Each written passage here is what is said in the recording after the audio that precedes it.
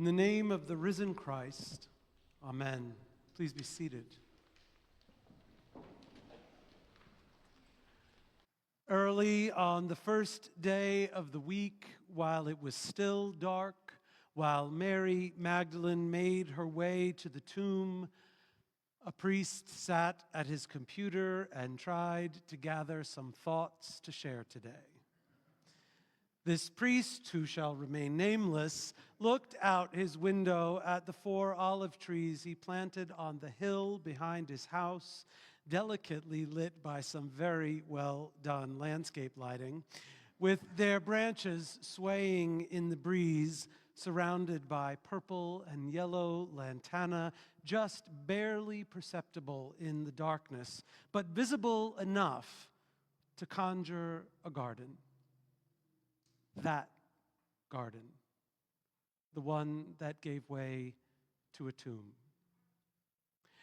As he sat there looking out that window, he could almost see Mary slowly moving through the garden, grief-stricken, confused, and lost, but clear about where she needed to be. She wasn't thinking about resurrection. No one was thinking about resurrection.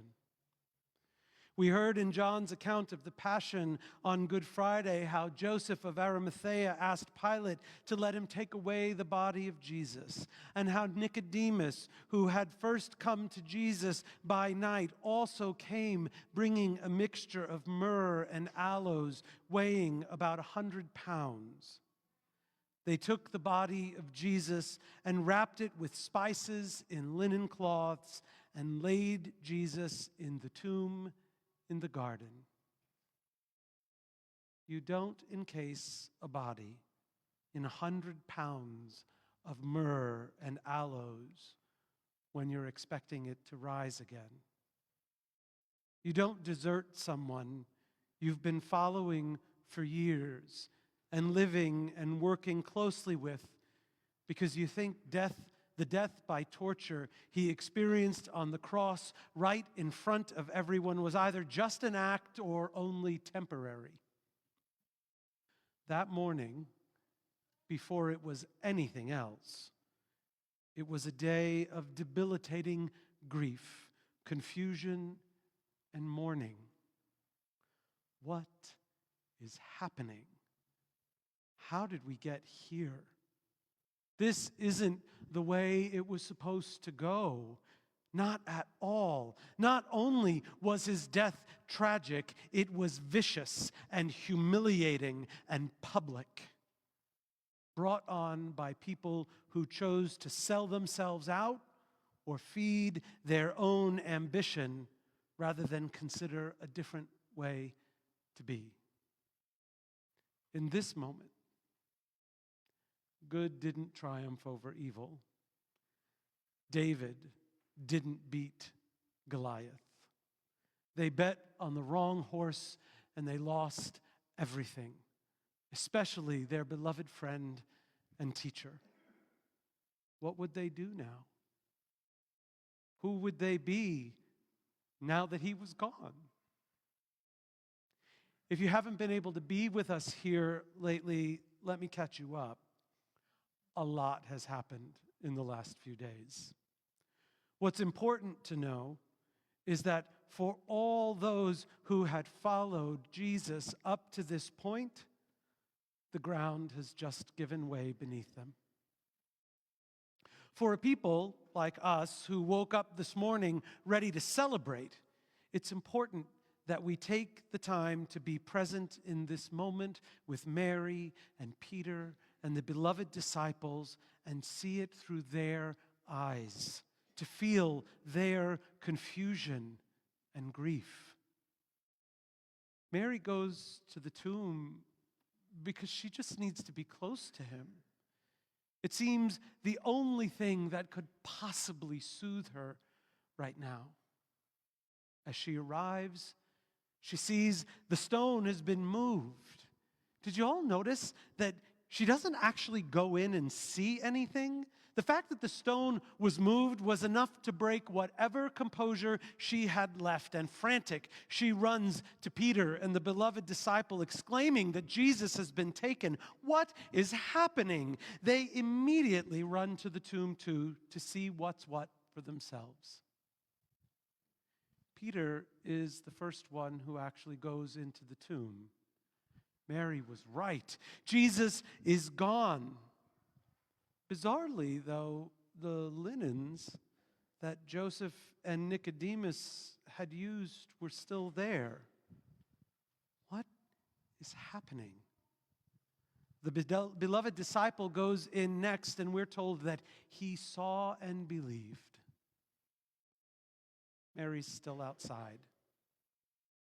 Apparently, the two come out and say nothing and head home, leaving a shattered Mary standing there, weeping uncontrollably.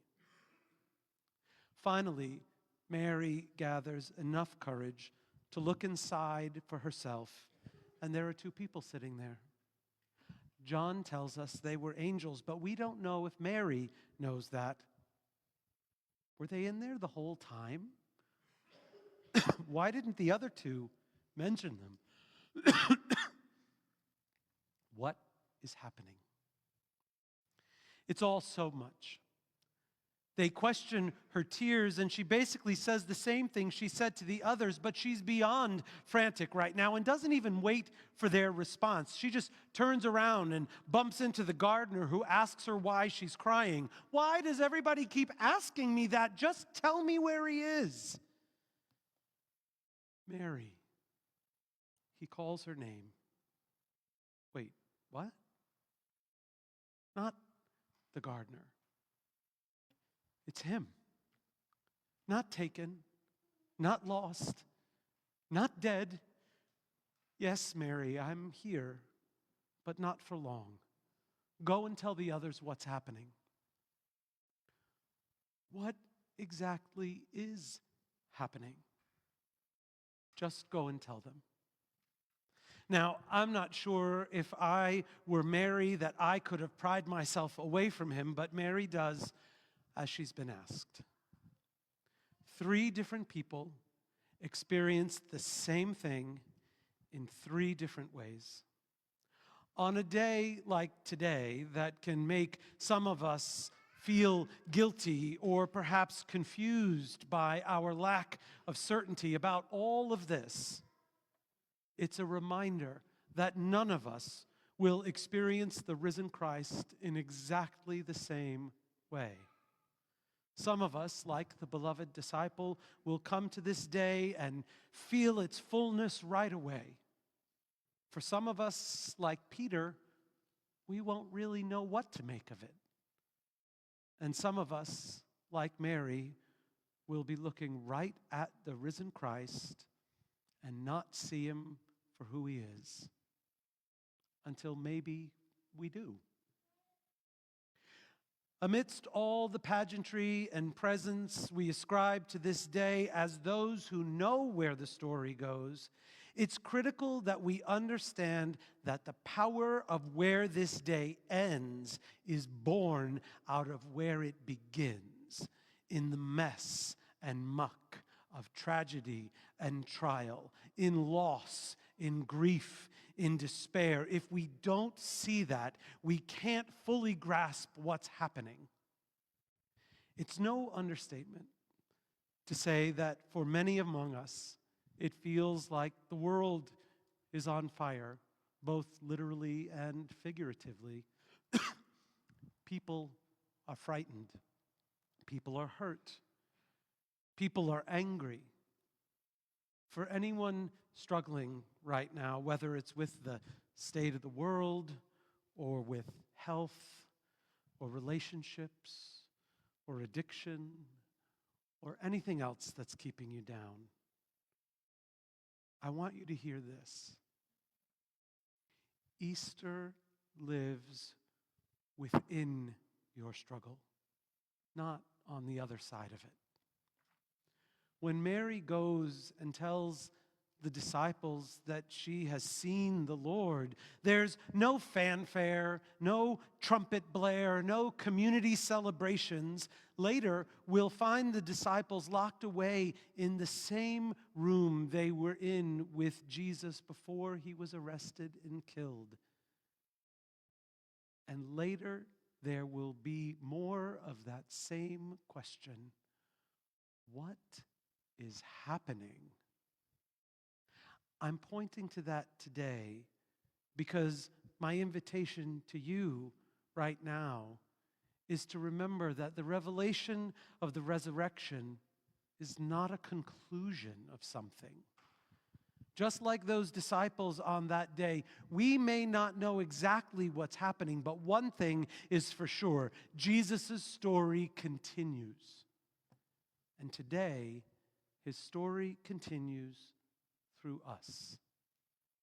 As I shared last night at our Easter vigil, his story continues every time we extend a hand, speak words of compassion, show up for someone struggling or in trouble, every time we choose to include rather than exclude, every time we welcome the stranger or the outcast, every time we stand for justice and equity, every time we choose love over hate and division.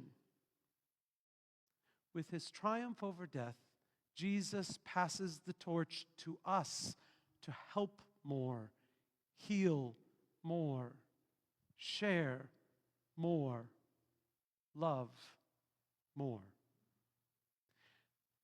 Are we the ones who will change the world next? Is it possible that the good people of St. Stephen's are the next generation of revolutionary disciples? Is that what's happening? I have a feeling that it is. So friends, let us rejoice and sing Alleluia, because the story isn't done being written. And hey, guess what? We are the authors. I pray that this Easter experience reminds us all that Jesus came so that we might live more and give more. That there's nothing that God cannot and will not do with and through us, all of us. I pray that the resurrection of Jesus Christ reminds us that even when we think we've come to the end of the story, there's always more. That is the promise of Easter, and that is cause for celebration. Amen. Alleluia.